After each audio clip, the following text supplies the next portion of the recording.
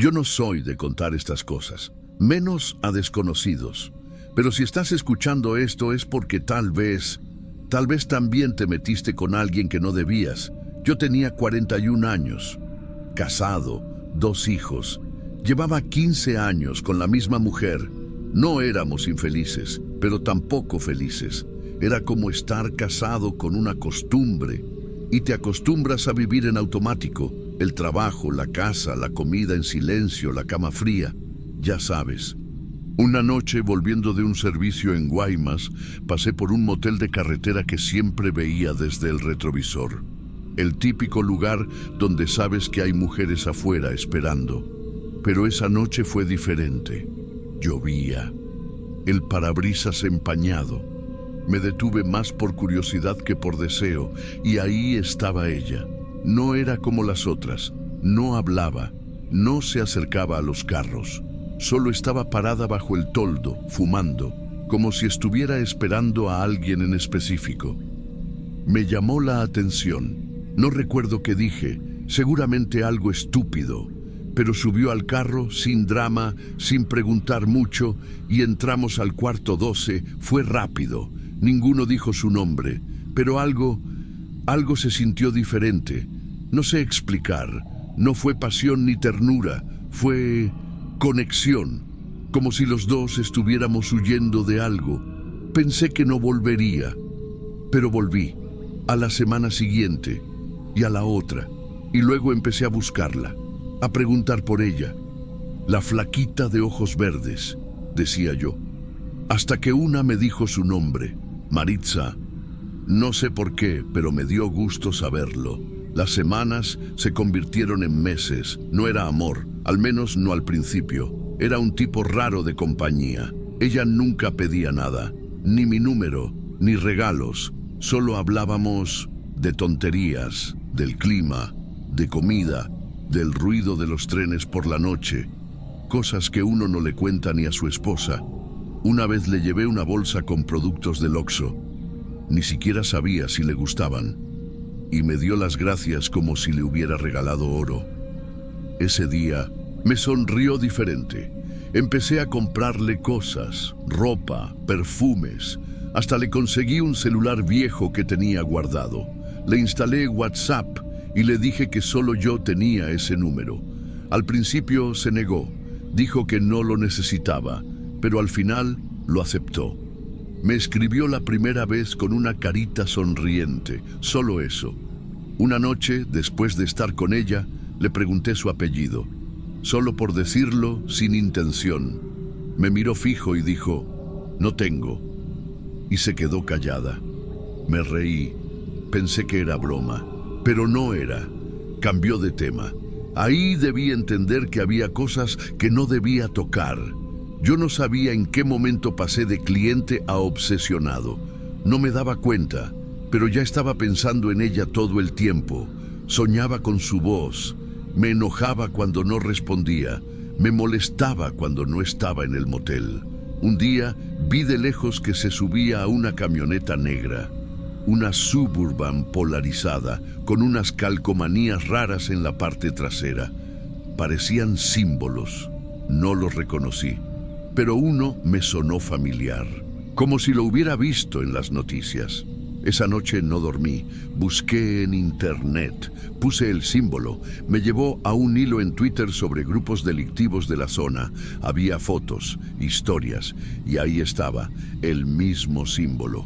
Seguí buscando, no sé cómo llegué, pero encontré una nota policial de 2019, un operativo fallido. Mencionaban a un tal Manuel el Tiburón, jefe regional de un grupo armado. En la nota decían que había logrado escapar con ayuda de su hija, Maritza. La foto era borrosa, pero los ojos sí eran de ella. No sé cómo describir lo que sentí. Era como si me hubieran metido un balde de hielo en la espalda. Cerré la laptop, me senté, me quedé así como una hora, sin moverme. Mi esposa me preguntó si me sentía mal. Le dije que era el estrés. Al día siguiente revisé el celular que le había dado. Había un mensaje sin leer, un número desconocido. Solo decía, no te metas donde no te llaman. Y abajo, una carita sonriente, como la que ella me había mandado la primera vez. Pensé en muchas cosas, en tirar el celular, en ir a la policía, en enfrentarla, pero no hice nada.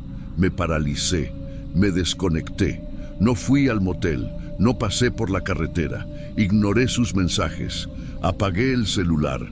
Me sentía un cobarde, pero algo dentro de mí decía que ya no era un juego, y justo cuando creí que me había librado, ella apareció en mi trabajo. Yo trabajo en una estación de servicio a las afueras de Hermosillo, turno nocturno desde hace años. Es tranquilo, salvo por los camioneros que paran por café o gente que pasa de largo. Nunca había tenido miedo en ese lugar, hasta que esa noche vi su silueta. Maritza estaba ahí, parada junto a la máquina de agua, como si nada, con la misma ropa sencilla de siempre, sonriente, como si lo de la Suburban, el mensaje, todo, no hubiera pasado. Se me acercó, no rápido, no violenta, tranquila, me dijo. Pensé que ya no querías verme. Yo apenas pude contestar.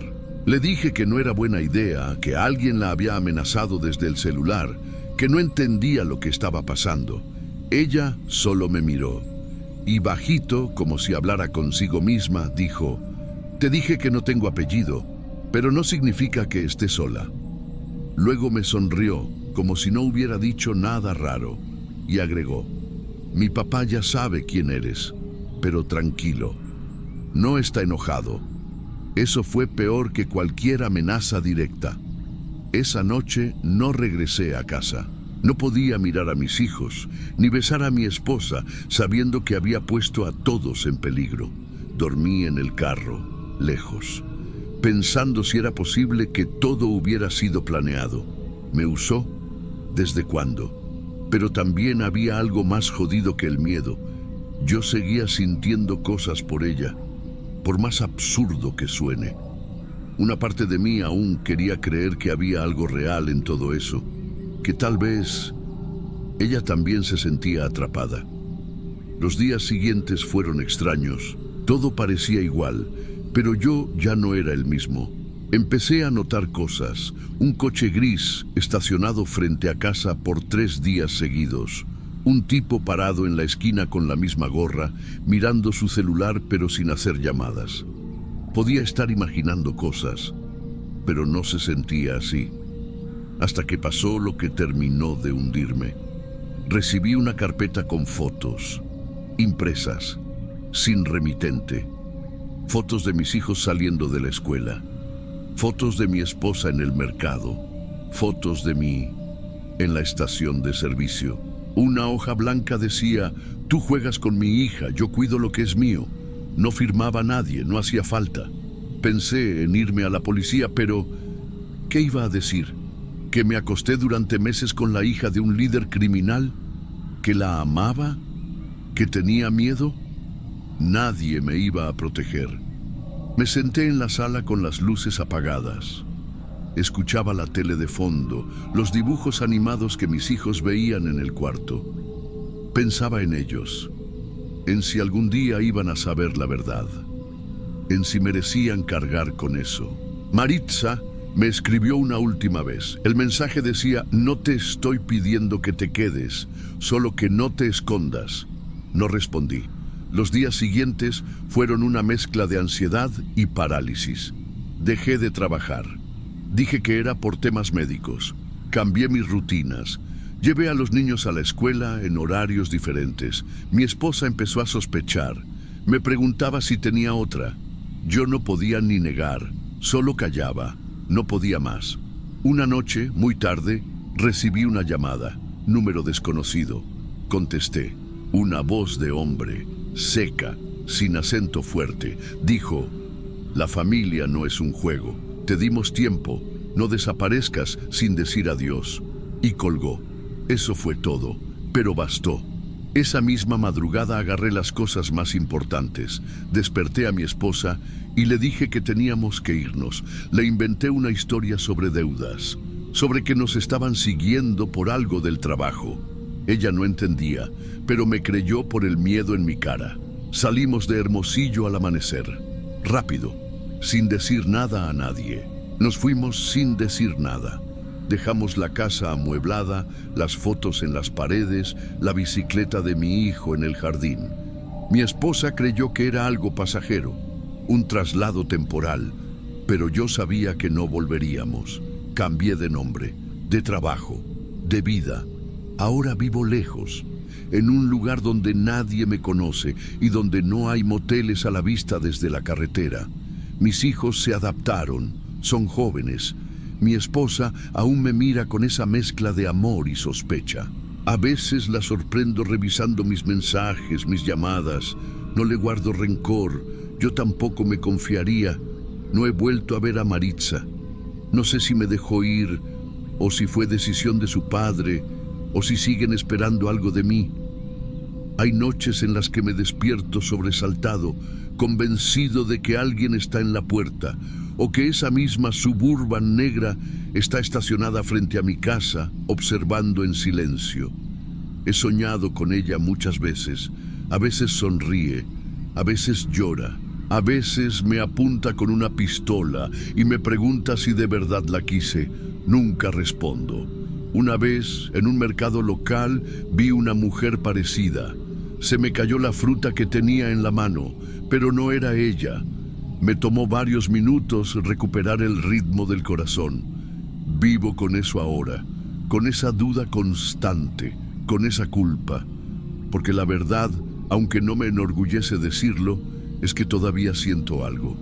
Todavía pienso que, si hubiera sido otra su historia, tal vez estaríamos juntos.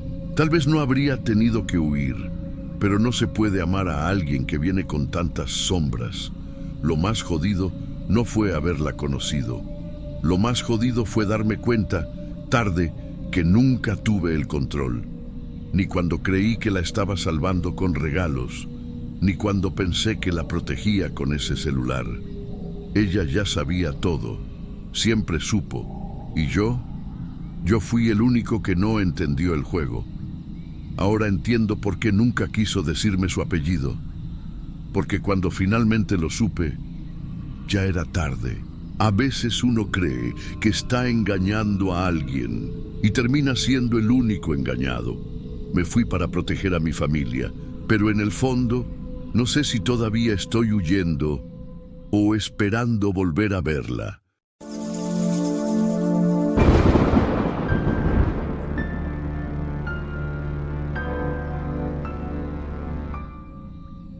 Yo no pensaba quedarme mucho tiempo. Fui porque mi papá murió y la casa quedó sola.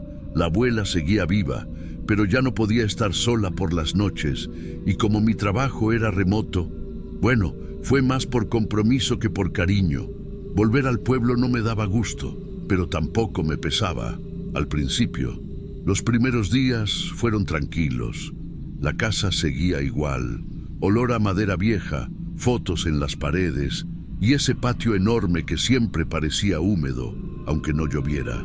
Dormía en el cuarto que era de mi papá, comía lo que había, ayudaba a la abuela a limpiar, todo bien, hasta que mi tío apareció con unos papeles.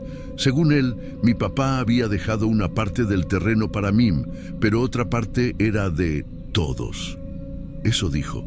Discutimos. No fue una pelea fea, pero sí tensa. Esas cosas que se quedan colgando no por lo que se dijo, sino por lo que no se dijo. A los 2 días empecé a sentirme raro. Primero fue como una gripe, dolor de cabeza, cansancio. Después, el estómago se me apretaba sin razón. Pensé que era el calor. Veracruz en mayo es como estar dentro de una olla. Pero cada día me sentía más débil. Me levantaba mareado, sudado. Perdí 5 kilos en 2 semanas y no me daba hambre. Mi abuela notó, claro. Me ofrecía tés. No preguntaba nada. Fui al médico del pueblo. Me hizo análisis. Me revisó. Está bien, dijo. Tal vez estrés. No le dije que había días en los que no me daba ganas ni de abrir los ojos. Que me costaba respirar por la noche. que sentía como si la casa estuviera más densa. El perro fue quien cavó. Tenía un labrador viejo que era de mi papá. Siempre dormía cerca del limonero, al fondo del patio. Una mañana lo vi rascando la tierra, como buscando algo. Pensé que había enterrado un hueso, pero no, era un trapo, negro, apretado, todo húmedo, con olor fuerte, como si llevara meses ahí. Yo no lo abrí, lo levanté con una escoba, lo metí en una bolsa, pero el perro seguía oliendo, gruñía. Esa noche soñé con tierra, con alguien escarbando al lado de mi cama. Me desperté sobresaltado. Eran como las 3 de la mañana y había un ruido afuera. No ladridos, no pasos. Era algo más bajo, como si alguien estuviera moviendo tierra con las manos. Pegado a la pared de mi cuarto. No me levanté, me quedé acostado con los ojos abiertos, sudando frío. Pensé que era un sueño, pero al día siguiente, al salir, la tierra junto al limonero estaba removida de nuevo, como si alguien hubiera cavado y vuelto a cubrirlo. Revisé la bolsa donde había guardado el trapo. No estaba. Pensé que la abuela lo había tirado. No le dije nada. Esa noche vomité. No tenía nada en el estómago, pero me doblé sobre el baño como si me arrancaran algo de adentro. Sentía las piernas débiles, me temblaban las manos, me miré al espejo, tenía los ojos hundidos, la boca seca. Al día siguiente lo encontré en la puerta de la cocina, el mismo trapo, pero esta vez abierto. Adentro había pelos, del mismo color que el mío, unas uñas negras, quebradas y un pedazo de foto. Mi foto, recortada, justo donde salía mi cara. Todo estaba amarrado con un alambre oxidado y tenía encima algo seco, marrón, como sangre vieja. No toqué nada. Me alejé. La abuela salió al rato. Se agachó, lo miró sin sorpresa. Solo dijo: «Eso no se quema. Lo que te hicieron o se entierra más profundo o se devuelve». No le respondí. No quería hablar. No quería pensar. Me encerré en el cuarto. Me tapé hasta la cabeza, pero no pude dormir. A las 4 el perro empezó a llorar, bajo, como si le doliera algo. Lo encontré encogido junto a la puerta trasera, respirando rápido. No comió más. Murió 2 días después. Yo ya no podía caminar bien. Cada vez que pisaba el patio sentía un mareo. La tierra estaba caliente, viva. Yo sabía que algo no estaba bien con esa tierra, pero nadie decía nada. Nadie venía. Mis primos no llamaban. Mi tío no volvió. Todo estaba callado. Mi abuela solo me servía caldo. Se sentaba frente a mí sin hablar, como si estuviera esperando algo, como si supiera lo que venía. No aguanté más. Una mañana me levanté y no sentí los pies. No adormecidos, vacíos, como si no fueran míos. Me arrastré hasta el baño. Me miré en el espejo y no me reconocí. Le dije a mi abuela que iba al médico en la ciudad. No me preguntó nada. Solo me dijo: «Si vas, no vuelvas descalzo». En vez de ir al médico fui a ver a un hombre del pueblo de al lado. No era doctor. Lo conocían como el que sabe de cosas, un curandero o algo parecido. Me hizo pasar. No me tocó. Solo miró la bolsa con el trapo que llevé. Lo desató con cuidado, lo olió, lo abrió. Me miró a los ojos y preguntó: «¿Quién te quiere fuera de esa casa?». No supe qué decir. Él siguió: «Esto no lo hizo cualquiera. No es genérico. Usaron cosas tuyas, de tu cuarto, de adentro, y lo enterraron donde sabían que el perro iría, no para matarte, para sacarte». Me explicó que yo tenía 2 opciones: irme o devolverlo. Le pregunté cómo devolver algo que no sabía quién mandó. No respondió, solo me miró, como si sí lo supiera o como si yo también lo supiera. Volví esa misma tarde a casa. Hice mi maleta, no saludé a nadie. La abuela me miró desde la silla del patio. No dijo nada. Me fui a la ciudad. Me quedé en un cuarto pequeño. No tenía trabajo, ni energía. ni ganas. Pero en una semana comí, en 2 dormí, en un mes recuperé peso, pero no el sueño. A veces todavía siento que alguien me observa desde la tierra.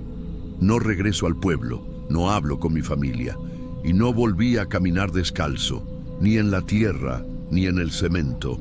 Yo no creo en brujerías, pero eso no cambia el hecho de que me sentía morir.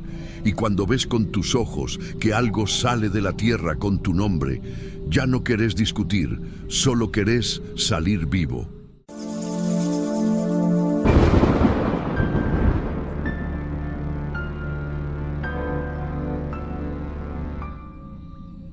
Yo no quería contar esto, me lo guardé por mucho tiempo, porque siempre sentí que si lo decía en voz alta iba a sonar ridículo, exagerado, paranoico, pero no lo fue. Y si alguien me hubiera creído desde el principio, tal vez las cosas no habrían llegado tan lejos. Trabajaba en una tienda de conveniencia 24 horas en León. Me tocaban turnos rotativos, pero por algún motivo casi siempre acababan poniéndome los nocturnos. Yo era buena con eso, tranquila, callada, hacía mi trabajo y me iba. Los primeros días no noté nada raro. Atendía a muchos clientes, gente saliendo del antro, parejas buscando cigarros, choferes medio dormidos, pero había uno que siempre venía solo. Nunca hablaba más de lo necesario. Compraba una botella de agua o un chicle, o a veces nada. Solo entraba, caminaba despacio y se iba. La primera vez que lo vi, pensé que era como cualquier otro, pero después empecé a notar que siempre aparecía cuando yo estaba de turno. Siempre. No era casualidad. Una noche le mencioné eso a Karen, una de mis compañeras. Le dije, ¿ya viste que ese señor siempre entra cuando estoy yo? Ella se rió y dijo, pues te agarró cariño, ni modo. Hay clientes que se clavan. Yo lo dejé pasar. Pensé que estaba exagerando, que quizás solo me estaba fijando demasiado. Pero entonces, una noche, salí a las 11, cansada, y lo vi del otro lado de la calle, sentado en la banqueta, como si esperara a alguien. Yo me paralicé por unos segundos. No estaba haciendo nada malo, no me hablaba, no se acercaba, solo estaba ahí. Apreté mi bolsa, bajé la mirada y me fui rápido a la parada del camión. Cuando subí, me volví a asomar por la ventana. Él seguía ahí, mirando hacia donde yo estaba, sin moverse. Esa noche dormí mal, me dolía la cabeza. Soñé que alguien caminaba atrás de mí en silencio, pero nunca se acercaba, solo seguía mis pasos. Me desperté varias veces con la sensación de que alguien me estaba viendo desde la ventana. No lo hablé con nadie. Me daba vergüenza. Pasaron 2 semanas. Yo cambié de turno por unos días con otro compañero. Me tocó abrir a las 6 de la mañana. Pensé que eso bastaría. Pero él volvió a aparecer. A las 6:05 de la mañana entró por la puerta. No dijo nada. Compró una cajita de galletas. Me miró y se fue. Yo ya no podía ignorarlo. Empecé a tomar rutas distintas para irme a casa. A veces me bajaba una parada antes y caminaba más. A veces me iba en taxi compartido. Pensaba que así me iba a sentir más tranquila. Pero un martes, llegando a casa de mi mamá, donde yo vivía en ese entonces, encontré un papel doblado metido en el portón de herrería. Pensé que era publicidad o algo de la luz. Lo abrí. Solo decía, hoy te veías más cansada que otros días. Ojalá descanses. Mi uniforme de la tienda era el mismo de siempre. Nada especial. Pero ese día me había hecho una trenza porque hacía calor. Él lo había visto y yo no lo había visto a él. Sentí un hueco en el estómago. Me temblaron los dedos. Entré corriendo a casa, cerré todas las ventanas y por primera vez lloré con miedo de verdad. Le mostré el papel a mi mamá. Me dijo que seguramente era algún vecino raro, que no debía preocuparme tanto, que no me había dicho nada feo. Me sentí estúpida, pero también me sentí sola. Estaba sola con eso. Al día siguiente se lo conté al gerente.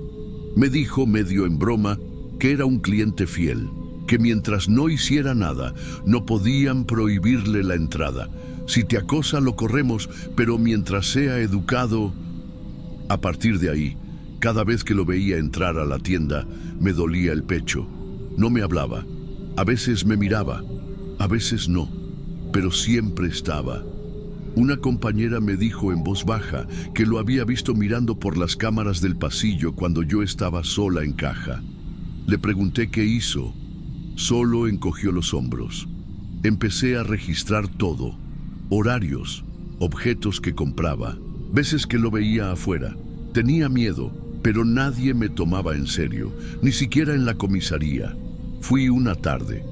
Me senté frente a un oficial y le conté todo. Me preguntó: ¿pero él te tocó? ¿Te insultó? ¿Te amenazó? Le dije que no. Me miró con cara de: ¿y entonces qué haces aquí? Escribió algo, me dio una hoja y me dijo que si pasaba algo más, regresara. Esa noche me sentí más expuesta que nunca. No sabía qué era peor: que él estuviera ahí o que nadie lo considerara un problema. Una noche, mientras estaba sola en la tienda, vi por las cámaras que él estaba afuera, apoyado en la pared, con el celular en la mano. No hablaba, no escribía, solo estaba ahí, mirando la puerta, esperando. Me paralicé, no había nadie más. Eran casi las 11. Apagué la luz del área de bebidas, cerré la caja más rápido de lo normal y llamé a una amiga para que viniera por mí en su coche. No quise salir sola, no otra vez. Después de eso, él dejó de aparecer por casi 3 semanas. Pensé que tal vez se había aburrido o que había entendido, pero no. Un viernes, justo cuando estábamos a punto de cerrar por mantenimiento, lo vi entrar, pero esta vez venía acompañado, un hombre mayor que no reconocí. El nuevo entró, caminó despacio por los pasillos. Él se quedó afuera, mirando. El otro hombre no compró nada, solo dio una vuelta y salió. Y los dos se fueron caminando, como si nada. No sé qué fue eso, no sé si era un aviso, un relevo, un mensaje, pero esa noche ya no dormí. Pedí traslado a otra sucursal. Me lo aprobaron una semana después. Nunca más lo volví a ver, ni a él, ni al otro. Pero el miedo no se fue. A veces, cuando voy de regreso a casa y me suena el teléfono, veo que es un número privado. Contesto. No dicen nada. Solo se oye un ligero ruido y luego cuelgan. He pensado en cambiar de número, en cambiar de ciudad, pero ya entendí que no es eso. No se trata de él. Se trata de todo lo que puede hacer alguien que no dice una sola palabra. Todo lo que puede provocar a alguien que nunca te toca, que nunca te insulta, que nunca cruza la línea, pero que te sigue, te espera y nunca se va del todo.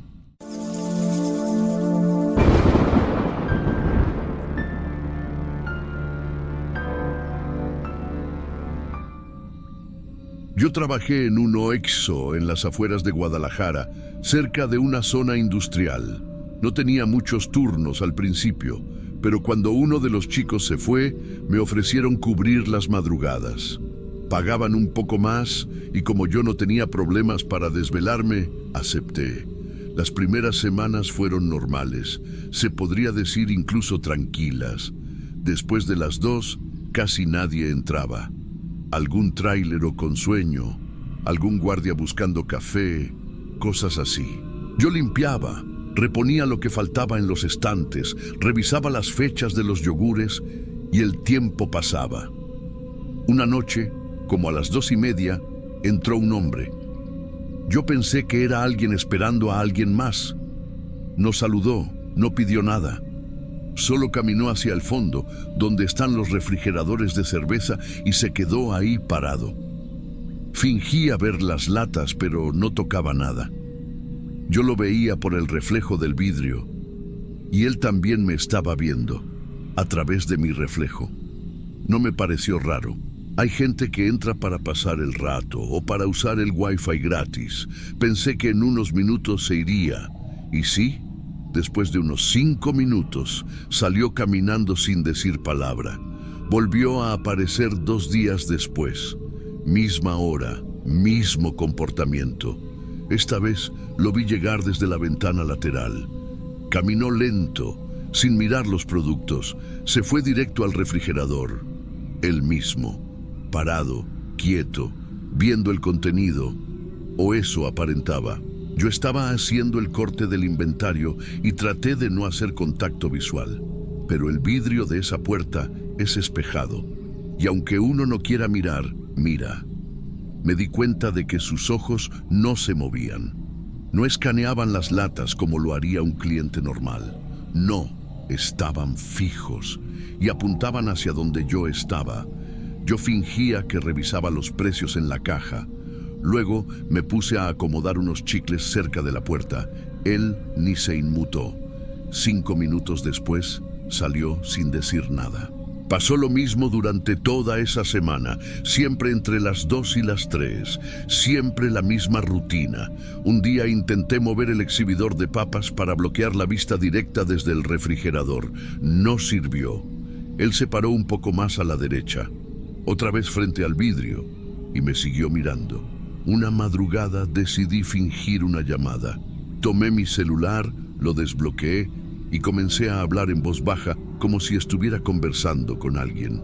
Caminé por la tienda con el teléfono en la oreja, sin mirarlo directamente. Él seguía ahí, inmóvil, con la cara ligeramente inclinada hacia el cristal. Nunca tocaba las puertas, nunca se agachaba a ver otras marcas. Solo ahí, parado. No sé si fue mi imaginación, pero sentí que esa noche su postura era diferente. Como si esperara que yo hiciera algo. No sé explicarlo. Después de que se fue, me acerqué a revisar las cámaras. No había sonido, solo las grabaciones mudas en blanco y negro. Ahí estaba él, mirando hacia mí desde el fondo, sin mover un dedo. Al día siguiente, antes de que me tocara entrar, hablé con Paola, la chica que hacía el turno de la tarde. Me dijo algo que me dejó frío. Ese señor ya estaba ahí cuando yo llegué. Estaba afuera mirando. No le di mucha importancia al tono. Ella lo dijo como si fuera cualquier cosa. Pero para mí, eso significaba que el tipo no solo venía a esa hora, me estaba esperando. Hablé con el encargado. Le conté que un hombre venía todas las madrugadas, que no compraba nada, que se quedaba mirándome por el reflejo del refrigerador. Me respondió que a veces hay clientes raros, que mientras no robe o moleste, no pasa nada. Me dijo que si me incomodaba, podía anotar en el libro de incidencias, nada más. Le pedí si podía cambiar de tienda. Me dijo que los traslados se hacen por quincena y que no había cupo en ninguna cercana, que aguantara unos días, que no exagerara. Aguantar. Eso fue lo que hice, pero empecé a sentir cosas. Dejaba las luces del almacén prendidas sin darme cuenta. Me sorprendía mirando la hora cada 5 minutos. Y cada vez que la puerta hacía su característico clic, el estómago se me encogía. Una vez, mientras acomodaba las botellas de agua, lo vi llegar desde antes de que entrara. Venía caminando desde la esquina, cruzando la avenida. Y aunque había espacio suficiente para ver todos los productos, fue directo al mismo punto, frente al mismo refrigerador, frente al mismo reflejo. Yo no sabía si decirle algo o seguir fingiendo que no lo veía. No era miedo como tal, era una incomodidad que se volvía física, como si me conociera, como si supiera algo de mí que ni yo sabía. Esa noche salí del Oquixo con la piel erizada. Era la primera vez que sentía la necesidad de mirar atrás. Y miré. Ahí estaba. No en la puerta, en la esquina. Un coche blanco, viejo, estacionado con las luces apagadas. Él sentado en el asiento del copiloto no se movía, volvía a entrar. Cerré rápido, no puse la música, no barrí. Solo me metí en el almacén y me senté en el suelo, entre cajas de galletas. Llamé al encargado. Le dije que no me sentía bien, que iba a quedarme ahí hasta el amanecer. Dormí mal esa noche, si es que se puede llamar dormir a cerrar los ojos en el piso de un Oxxo. revisando cada tanto si alguien intentaba abrir la puerta. Me fui antes del amanecer sin pasar por caja, sin reponer nada. Dejé una nota escrita en una hoja del registro. No me siento seguro. Hablamos después. No volví más. Unas 3 semanas después, me encontré con Monse, la chica que había cubierto uno de mis turnos antes. Me la topé en una papelería del centro. Me preguntó si ya estaba trabajando en otra tienda y le dije que no, que había dejado eso por completo. Entonces me soltó así, sin prepararme. ¿Supiste lo de Luis? ¿Qué Luis? El nuevo, el que entró después de ti. Lo golpearon saliendo del turno. Un señor lo estuvo esperando afuera. Lo siguió un par de calles y lo atacó. Lo encontraron tirado, pero no le robaron nada. No dije nada. Ella bajó la voz y agregó: dicen que fue ese tipo que se paraba frente a las cervezas, el callado, el que nunca compraba. No pregunté más, no hacía falta. Desde entonces no puedo ver un refrigerador con espejo sin pensar en esos ojos, en cómo él no quería nada de esa tienda, ni cervezas, ni cigarros, ni dulces. Quería que yo supiera que me estaba viendo. Y ahora, aunque pasen los años, aunque ya no trabaje en ninguna tienda, cada vez que entro a una y me acerco a los refrigeradores, no miro directamente al cristal. No porque crea que él sigue ahí, sino porque a veces siento que algo o alguien sí lo está. Si llegaste hasta aquí, es porque esta historia te atrapó de verdad. Así que aprovecha y suscríbete a Cuentos Sombrios. Aquí compartimos relatos reales, perturbadores y silenciosos todas las semanas. Únete a nuestra comunidad. Cada vez somos más los que buscamos ese terror que parece salido de la vida misma.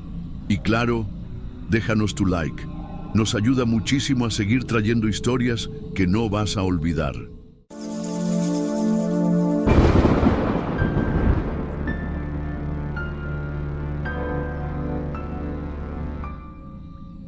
No sé cómo empezar esto sin que suene raro, pero voy a contar lo que pasó, como fue, sin adornos, sin conclusiones. Mi nombre no importa, solo quiero que sepan que lo que voy a decir no lo inventé. Mi hijo se llama Emiliano, tiene 9 años. Desde que su mamá murió, la perdí en el parto, me dedico solo a él. Todo, su escuela, sus vacunas, sus comidas. Siempre tuve miedo de que algo le pasara. Tal vez por eso, cuando se desmayó esa noche en la sala, sentí que el mundo se me caía encima. No había señales, ningún síntoma. Solo se levantó para ir al baño, dio un paso y cayó al piso. El cuerpo entero se le sacudía. Yo grité como un idiota. Lo cargué, lo metí al carro y manejé directo al hospital de la Raza. Eran casi las 11 de la noche. Nos pasaron rápido porque el niño no respondía. Su temperatura estaba altísima y nadie me decía nada claro. Solo escuchaba cosas como crisis convulsiva, posible infección viral, hay que estabilizarlo. Lo conectaron a unas máquinas en la sala pediátrica, me pusieron una silla al lado y ahí me quedé, viendo cómo su pechito subía y bajaba, respirando con dificultad. No pude dormir. Cada hora que pasaba, la fiebre subía más. Pedí ayuda varias veces. Una doctora joven con cara de agotada me dijo que estaban saturados, que ya habían cambiado el antipirético y que lo estaban monitoreando, pero yo veía el mismo número en el monitor, 39.6, 39.7, no bajaba. Yo no soy médico, pero uno sabe cuando algo no va bien. En una de esas madrugadas, ya con los ojos secos del cansancio, me acerqué a la puerta del pasillo para buscar a alguien. Nadie. El hospital estaba callado, solo se oía un zumbido lejano y el bip constante del monitor. Me senté otra vez, le mojé la frente con un pañuelo y entonces pasó. No escuché la puerta abrirse. Solo me di cuenta de que había alguien más en el cuarto cuando sentí un cambio raro en el ambiente. Una presencia. Volteé y vi a una mujer bajita de jaleco blanco, parada al lado de la cama de mi hijo. No me asusté. Pensé que era otra enfermera, pero algo no cuadraba. Su uniforme era diferente, como viejo. Llevaba el cabello recogido con una cinta azul. Sus zapatos eran de esos cerrados, tipo abuelita, no los típicos Crocs del hospital. Tenía una expresión tranquila, casi maternal. «Tranquilo, señor, ya pasó lo peor», me dijo. Después miró al niño, tomó algo del carrito de medicamentos y, sin decir más, inyectó una dosis en la bolsa del suero. Luego le acarició la cabeza, despacio, como si fuera suyo, y empezó a tararear algo. Una melodía suave, lenta. Yo estaba tan agotado, tan confundido, que no supe si eso estaba pasando de verdad o si lo había soñado con los ojos abiertos. «No lo dejes solo esta noche», me dijo antes de salir. No me levanté, no pregunté su nombre, solo me quedé sentado, paralizado, viendo cómo cerraba la puerta e iba desapareciendo en el pasillo sin luz. No entendía por qué me sentía incómodo. No era miedo, era otra cosa, como si acabara de ver algo que no debía. Intenté racionalizar. Tal vez era una suplente, tal vez alguien del turno anterior que había quedado pendiente de revisar al niño. Tal vez sí lo soñé. Pero al amanecer, algo cambió. Y ahí fue cuando todo comenzó a volverse más extraño. A las 6 de la mañana entró el pediatra de guardia. Revisó los signos de Emiliano. Hizo una mueca de sorpresa, pero no dijo nada al principio. Solo fue anotando datos en la hoja. Yo no entendía lo que estaba viendo. Mi hijo estaba despierto, pálido, sí, pero ya no temblaba. Ya no tenía fiebre.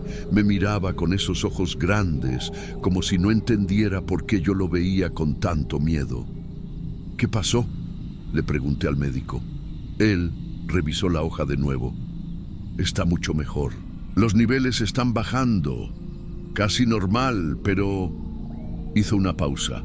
«No aparece qué se le administró entre las 3 y las 5. Aquí no hay nada anotado». Me quedé quieto. «¿Y no lo registraron ustedes?», pregunté. «Nadie lo tocó en toda la madrugada. Solo se programaron los medicamentos al inicio del turno». Le conté lo de la mujer, cómo había entrado, lo que dijo, la inyección, la canción. El médico se me quedó viendo con cara de que no quería decirme que estaba loco. Preguntó si había dormido algo, si me sentía bien. Le dije que no, que estaba despierto todo el tiempo, que no lo había soñado. Llamaron a una supervisora de enfermería. Yo repetí la misma historia. Una mujer bajita, jaleco viejo, cinta azul en el cabello. Nadie coincidía con esa descripción. Insistí tanto que nos llevaron a la recepción de recursos humanos, donde tienen los archivos del personal. Yo solo quería saber quién había sido, darle las gracias. O por lo menos confirmar que no me estaba volviendo loco. Una recepcionista de edad, que parecía llevar siglos trabajando ahí, me escuchó en silencio. Cuando mencioné la cinta azul, se puso pálida. «¿Qué día fue esto?», preguntó. «Hoy es martes». Entonces fue anoche, madrugada del martes. Ella no respondió de inmediato. Abrió una gaveta, sacó una carpeta manchada por el tiempo. Pasó varias hojas hasta que encontró una foto emborronada, de mala calidad, blanco y negro. Me la puso delante. No dije nada, solo miré. Sí, se parecía. No podía decir al 100% que era la misma mujer, pero algo en su mirada, en la forma del rostro, era ella. «¿Quién es?», pregunté. La recepcionista respiró hondo. «Se llamaba Carmen. Trabajaba en pediatría. Murió aquí, hace muchos años». No supe qué decir. Fue una historia fea, un turno nocturno, un caso que no se pudo salvar. A ella le afectó mucho. Dicen que después de eso, algo cambió en ella, pero no me toca a mí contar eso. Le devolví la foto. La mujer no quiso hablar más. Nadie más quiso hablar del tema. Volví con mi hijo, que seguía estable. Yo ya no entendía nada, hasta que él me dijo algo que me dejó sin palabras. Estábamos los dos en silencio. Yo sentado junto a la cama, él tomando agua a sorbos cortos. Había pasado todo, y al mismo tiempo parecía que no había pasado nada. Fue entonces cuando Emiliano me dijo algo, sin mirarme. «Papá, la señora que vino anoche cantaba como mamá». Me giré hacia él. ¿Qué señora?», pregunté fingiendo que no sabía a qué se refería. «La que me tocó la frente, cantaba bajito, igual que mamá cuando me dormía». No supe qué responder. Mi esposa solía cantarle una canción muy antigua, de esas que aprenden las abuelas. Una melodía casi sin letra, solo con sonidos suaves, que no está en ningún disco ni serie. Nunca se la puse. Nunca la canté yo. Emiliano no había vuelto a escucharla desde que era bebé. «¿Y qué más hizo?», le pregunté. «Solo eso». Me dijo que iba a estar bien. Y luego se fue. Me quedé mirando el techo, intentando juntar piezas que no encajaban, intentando decirme a mí mismo que todo tenía una explicación lógica. Que tal vez la enfermera era real. Que tal vez alguien había aprendido esa canción en otro lado. Que tal vez yo estaba demasiado cansado. Que tal vez todo esto era producto del agotamiento, del miedo, del deseo desesperado de que mi hijo no se me muriera. Pero no encontré ninguna respuesta que me convenciera. Nadie más en el hospital volvió a mencionar a Carmen. No hubo registros, ningún video, nada. A Emiliano le dieron el alta 2 días después. Volvimos a casa y nunca más volvió a tener un episodio como ese. Yo no creo en esas cosas. Nunca lo hice, pero tampoco las niego ya. No después de eso. Desde entonces, cada año, el mismo día, paso por la entrada del hospital con un pequeño ramo de flores. No sé exactamente a quién se lo dejo. No hay un nombre, no hay una tumba. Solo hay ese recuerdo clavado como una astilla que no puedo sacar. El rostro de una mujer que no estaba en el turno. Y la certeza de que esa noche alguien vino a cuidar a mi hijo. Y no me pidió nada a cambio.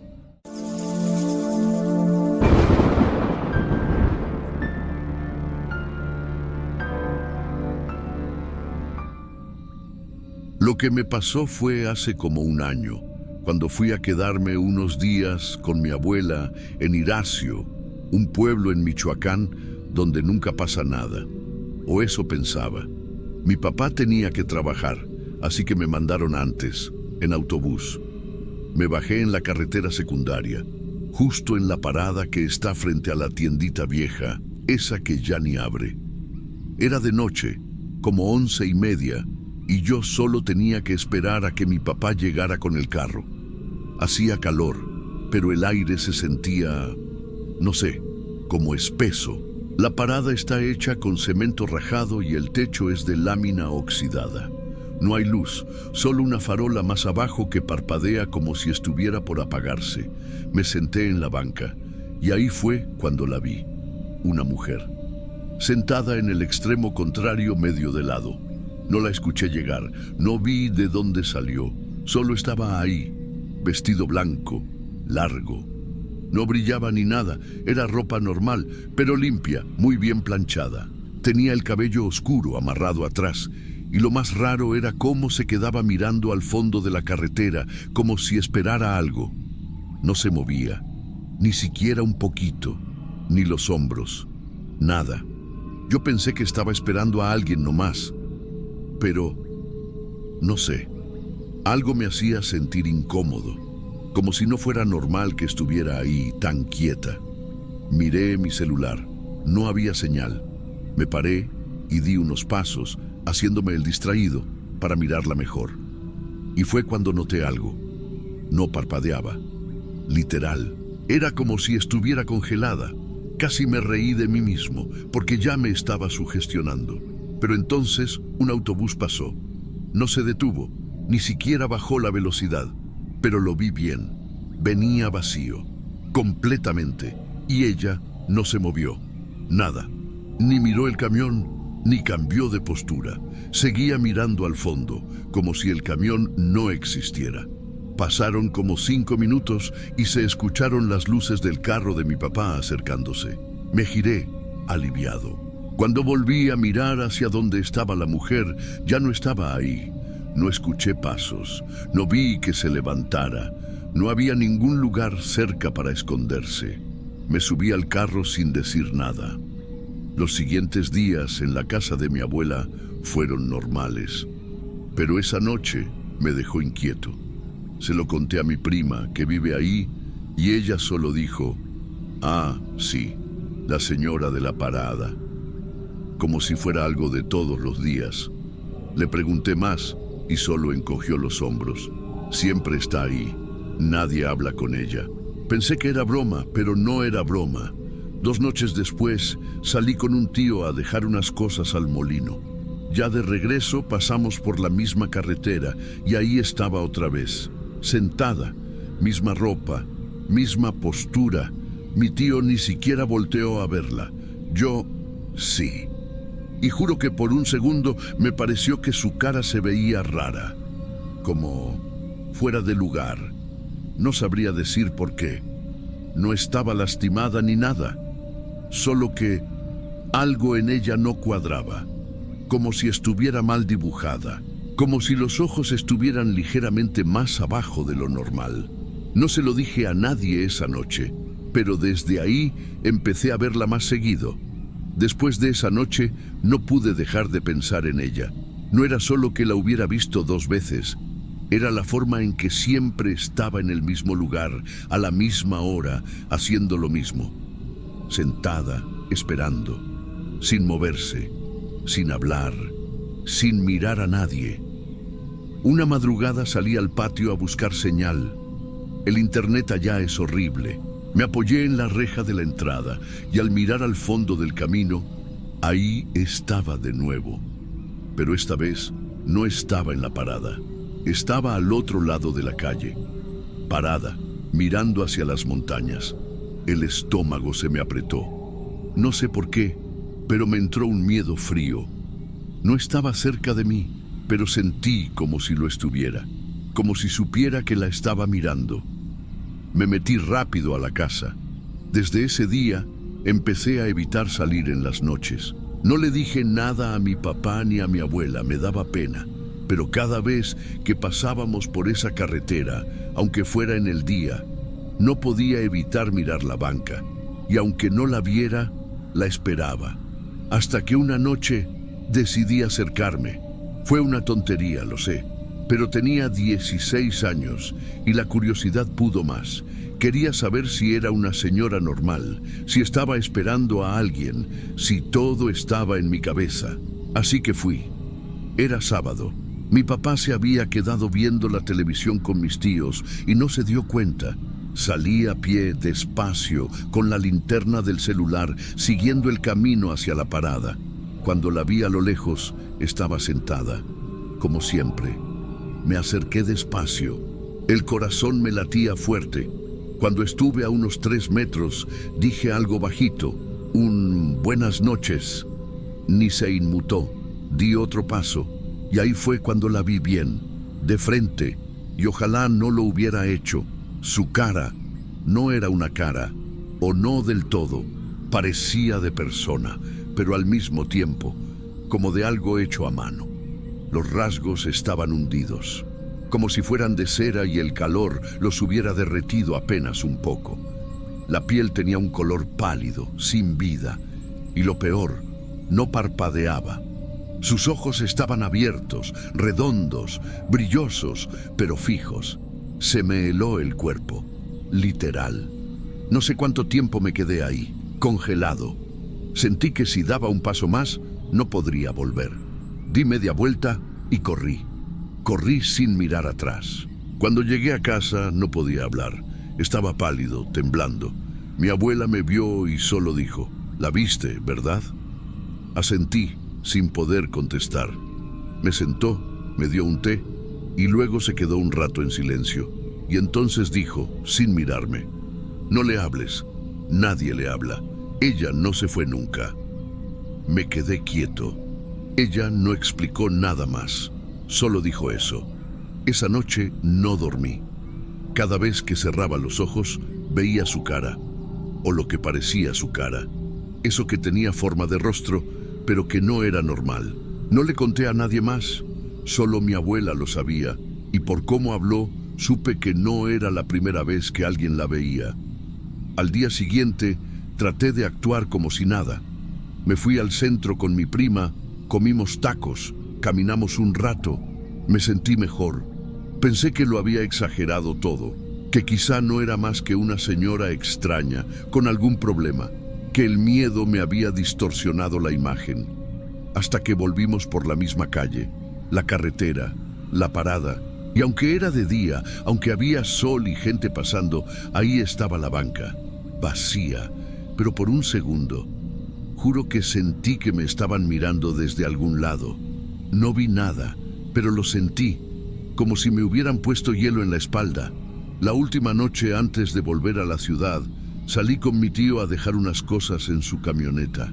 Él tenía que ir temprano al mercado, así que íbamos a cargarla desde antes. Eran como las 11:45. Tomamos el camino que bordea el cerro y pasa justo al lado de la parada. No iba pensando en ella, de verdad no iba. Ya lo había enterrado todo en mi cabeza. Pero cuando pasamos, no pude evitarlo. Volteé la cara, y esta vez no estaba sentada, estaba de pie, justo al borde del asfalto, no como si esperara el autobús, sino como si esperara a alguien en particular. Me miraba, estoy seguro. Aunque el vidrio de la camioneta era oscuro, y aunque no giró la cabeza ni un milímetro, sentí su mirada clavada en mí. No dije nada. Mi tío no la vio. O si la vio, no comentó. Me quedé callado todo el camino de vuelta. Después de eso, no volví a verla. Pero a veces sueño con la parada, con la banca vacía, con el sonido del autobús pasando sin detenerse, y con ella, esperando. No sé qué era. No sé si era una persona, una presencia o un eco del pasado. Pero si alguna vez bajas en una parada donde nadie más baja, no mires el banco, y si miras, no le respondas si te habla.